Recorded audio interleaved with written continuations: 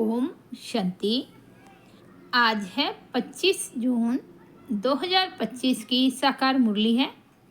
बाबा बोले, मीठे बच्चे, बाप तुम्हें नई दुनिया के लिए राह योग सिखला रही हैं, इसलिए इस पुरानी दुनिया का विनाश भी जरूर होना है।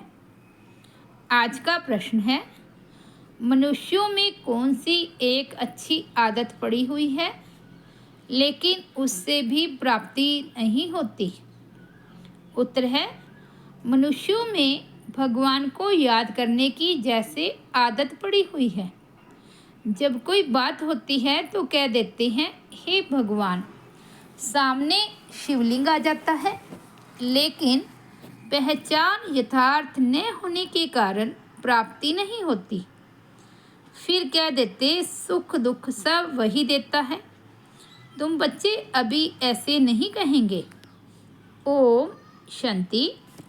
बाप जिसको रचता कहा जाता है, किसका रचता? नई दुनिया का रचता। नई दुनिया को कहा जाता है स्वर्ग व सुखधाम।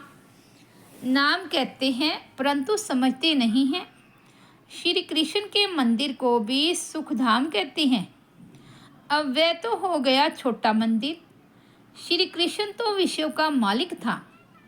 बेहद के मालिक को जैसे कि हद का मालिक बना देते हैं। श्री कृष्ण के छोटे से मंदिर को सुखधाम कहते हैं। बुद्धि में यह नहीं आता है कि वह तो विश्व का मालिक था, भारत में ही रहने वाला था। तुमको भी पहले कुछ पता नहीं था। बाप को तो सब कुछ पता है। वह सृष्टि के आदि मध्य अंत को जानते हैं। अभी तुम बच्चे जानते हो, दुनिया में तो यह भी किसको पता नहीं है। ब्रह्मा विष्णु शंकर कौन है? शिव तो है ऊंचते ऊंच भगवान।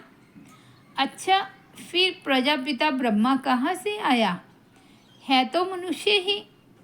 प्रजापिता ब्रह्मा तो जरूर यहाँ ही चाहिए ना, जिससे ब्राह्मण पैदा हो। प्रजापिता माना ही मुख से अडॉप्ट करने वाला। तुम हो मुख वंशावली।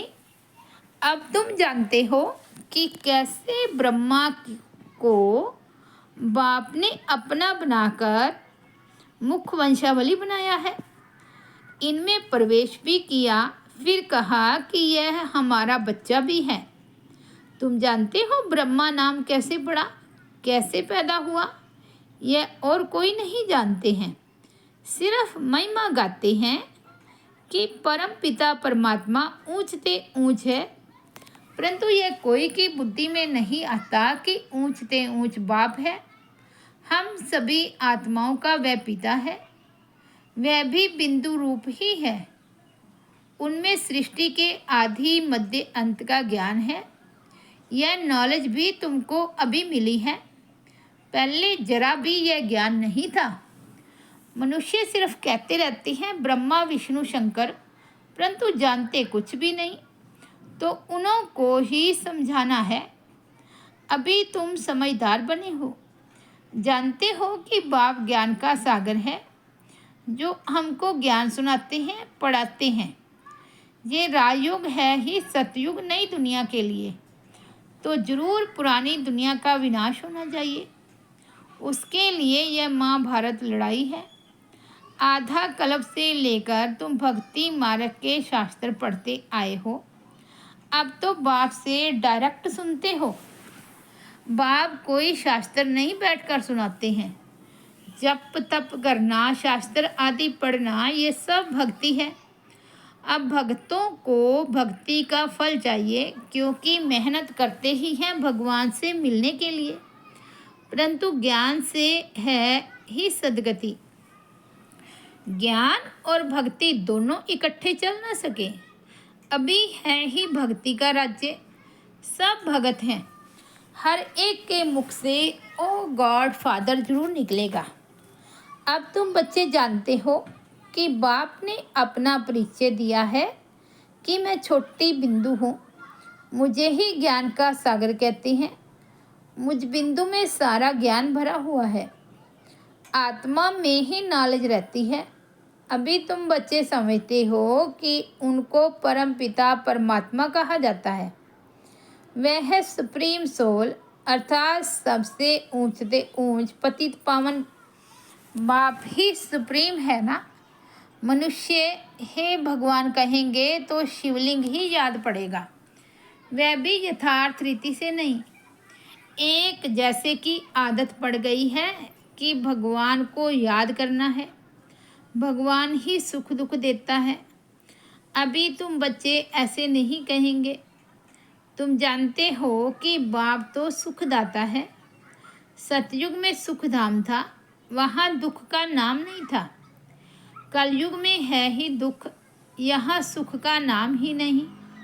ऊंचते ऊंच भगवान, वह है सर्व आत्माओं का बाप। ये किसको पता नहीं है कि आत्माओं का बाप भी है, कहते भी हैं हम सब ब्रदर्स हैं। तो जरूर सब एक बाप के बच्चे ठहरे ना।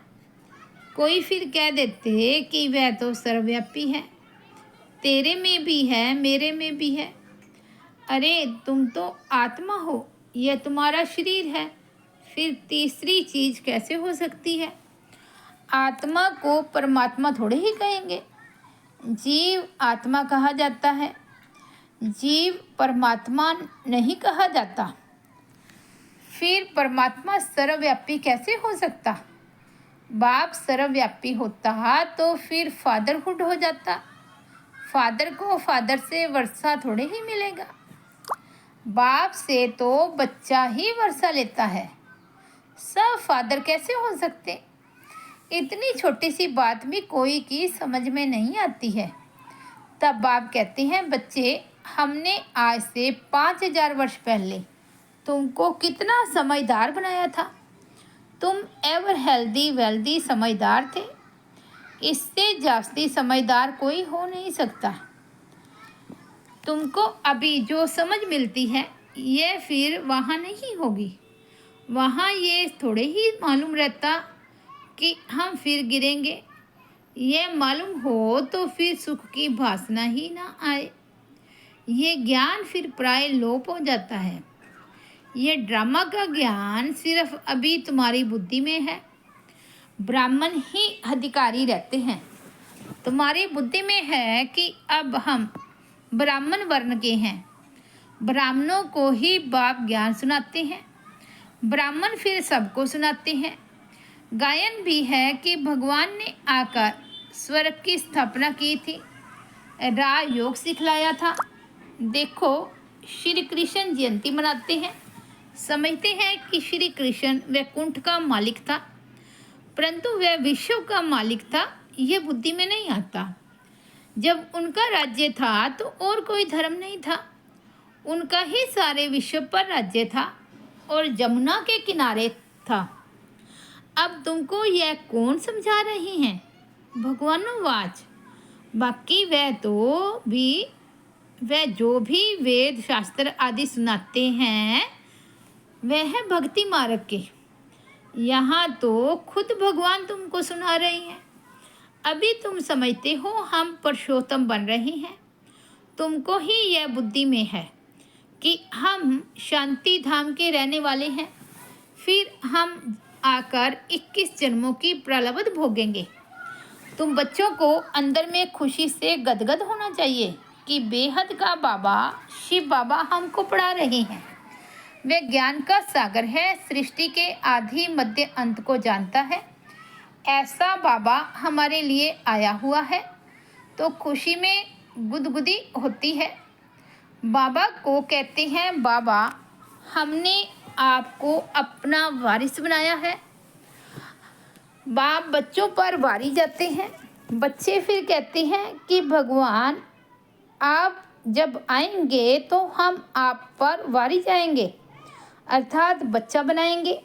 वह भी अपने बच्चों को ही वारिस बनाते हैं। बाबा को वारिस कैसे बनाएंगे? यह भी गुह्य बात है। अपना सब कुछ एक्सचेंज करना, इसमें बुद्धि का काम है। गरीब तो झट एक्सचेंज कर देंगे, साहूकार मुश्किल करेंगे। जब तक कि पूरी रीति ज्ञान न उठाए इतनी हिम्मत नहीं रहती। गरीब तो झट कह देते, बाबा हम तो आपको ही वारिस बनाएंगे, हमारे पास रखा ही क्या है। वारिस बनाकर फिर शरीर निर्वाह भी अपना करना है, सिर्फ ट्रस्टी समझकर रहना है। युक्तियाँ बहुत बताते रहते हैं। बाप तो सिर्फ देखते हैं कि कोई पाप कर्म में तो पैसे खराब नहीं करते हैं। मनुष्य को पुण्य आत्मा बनाने में पैसा लगाते हैं, सर्विस भी कायदेशीर करते हैं। यह पूरी जांच करेंगे, फिर सब राय देंगे। यह भी धंधे में ईश्वर अर्थ निकालते थे ना। वह तो था इनडायरेक्ट, अभी बाप डायरेक्ट आए हैं। मनुष्य समझते हैं हम जो कुछ करते हैं उनका फल ईश्वर दूसरे जन्म में देते हैं।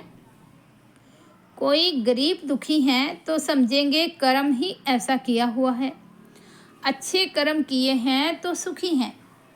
बाप तुम बच्चों को कर्मों की गति पर समझाते हैं।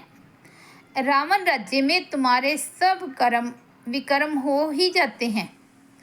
सतयुग और त्रेता में रावण ही नहीं, इसलिए वहाँ कोई कर्म विकर्म नहीं होता है।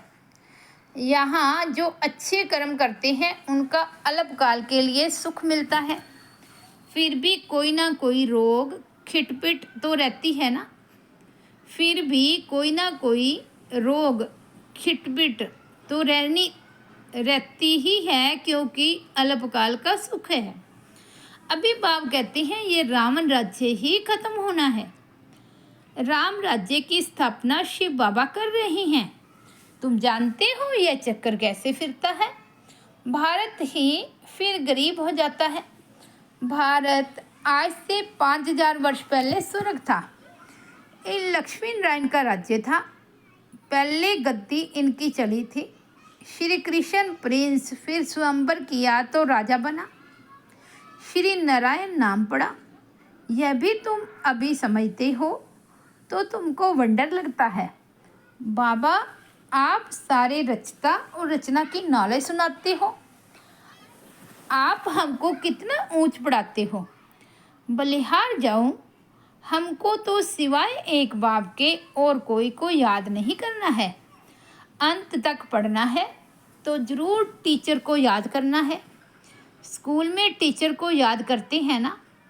उन स्कूलों में तो कितने टीचर्स होते हैं, हर एक दर्जे का टीचर अलग होता है। यहाँ तो एक ही टीचर है। कितना लवली है। बाप लवली, टीचर लवली। आगे भक्ति में भी अंधश्रद्धा से याद करते थे। अभी तो डायरेक्ट बाप पढ़ाते हैं तो कितनी खुशी होनी चाहिए। फिर भी कहते बाबा भूल जाते हैं। पता नहीं हमारी बुद्धि आपको क्यों नहीं याद करती है। गाते भी हैं ईश्वर की गत मत न्यारी। बाबा आपकी गति और सदगति की मत तो बड़ी वंडरफुल है। ऐसे बाप को याद करना चाहिए। स्त्री अपने पति के गुण गाती है ना, बड़ा अच्छा है। ये उनकी प्रॉपर्टी है, अंदर में खुशी रहती है ना। यह तो पतियों का पति, बापों का बाप है। इनसे कितना हमको सुख मिलता है और सबसे तो दुख मिलता है। हाँ, टीचर से सुख मिलता है क्योंकि पढ़ाई से इनकम होती है।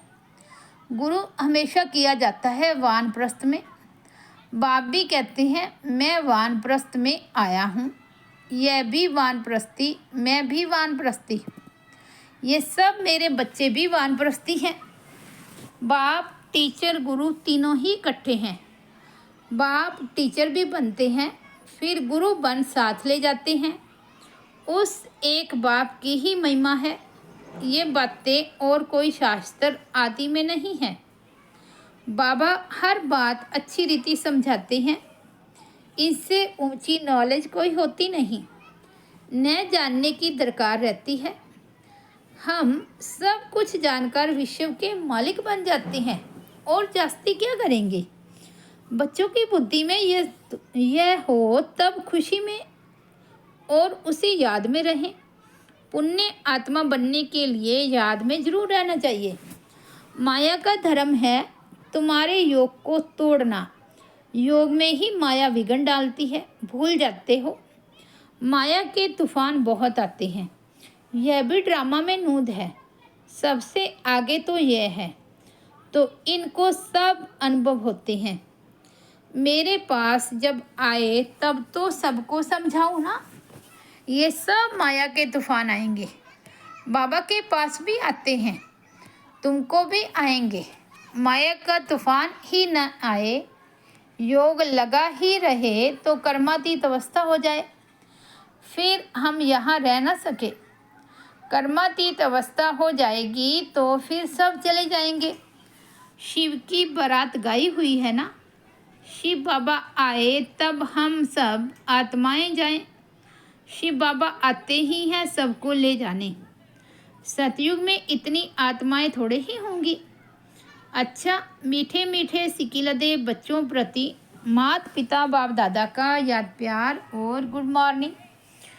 रूहानी बाप की रूहानी बच्चों को नमस्ते। हम रूहानी बच्चों की रूहानी बाप दादा को याद प्यार, गुड मॉर्निंग और नमस्ते। धारणा के लिए मुख्य सार फर्स्ट पॉइंट है, शिव बाबा को अपना वारिस बनाकर सब कुछ एक्सचेंज कर देना है। वारिस बनाकर शरीर निर्वाह भी करना है।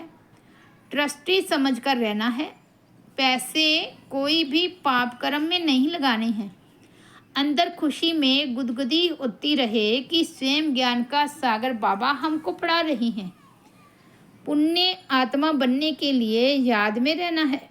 माया के तूफानों से डरना नहीं है। आज का सतगुरु बाबा का वरदान है, सत्यता के आधार पर एक बात को प्रत्यक्ष करने वाले निर्भय अथॉरिटी स्वरूप भव। सत्यता ही प्रत्यक्षता का आधार है। बाप को प्रत्यक्ष करने के लिए निर्भय और अथॉरिटी स्वरूप बनकर बोलो, संकोच से नहीं। जब अनेक मत वाले सिर्फ एक बाप को मान लेंगे कि हम सबका बाप एक है और वही अब कार्य कर रहे हैं, हम सब एक की संतान एक हैं और यह एक ही यथार्थ है, तो विजय का झंडा लहराएगा। इसी संकल्प से मुक्ति धाम जाएंगे और फिर जब अपना अपना पार्ट बजाने आएंगे तो पहले यही संस्कार इमर्ज होंगे कि गॉड इज़ वन। यही गोल्डन एज की स्मृति है।